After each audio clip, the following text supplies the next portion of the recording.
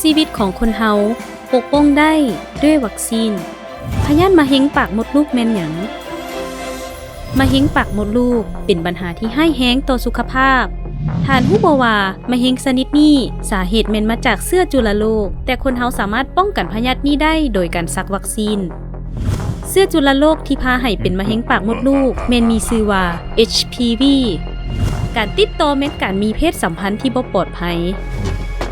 แต่สำหรับแม่หญิงบางคนถ้าติดเชื้อพยาธินี้และเชื้อพยาธิคงค้างในร่างกายเป็นเวลาดนแม่นเป็นเหตุเฮ็ดให้กลายเป็นมะเร็งปากมดลูกจุลังมะเร็งจะขยายตัวบริเวณปากมดลูกและแพร่ลามไปอวัยวะส่วนอื่นๆของร่างกายเฮ็ดให้คนเจ็บทรมานและในบางกรณีเสียชีวิตโชคดีที่เฮามีวัคซีนที่สามารถกันมะเร็งปากมดลูกได้โดยกันแม่หญิงบ่ให้เป็นมะเร็งปากมดลูกอยู่ในสปป.ลาวแนะนำให้เด็กหญิงอายุ10 ปีต้องรับวัคซีนชนิดนี้วัคซีนชนิดนี้จะได้รับผลดีที่สุดก็ต่อเมื่อเด็กหญิงได้รับวัคซีนก่อนการสัมผัสกับเชื้อพยาธินี้เด็กหญิงได้รับวัคซีนเพียงแต่เข็มเดียวก็จะช่วยให้ได้รับการกันจากการเป็นมะเร็งปากมดลูกตลอดชีวิตถ้าท่านอายุเกิน10 ปีหรือมีเพศสัมพันธ์แล้วท่านก็ยังสามารถรับวัคซีนได้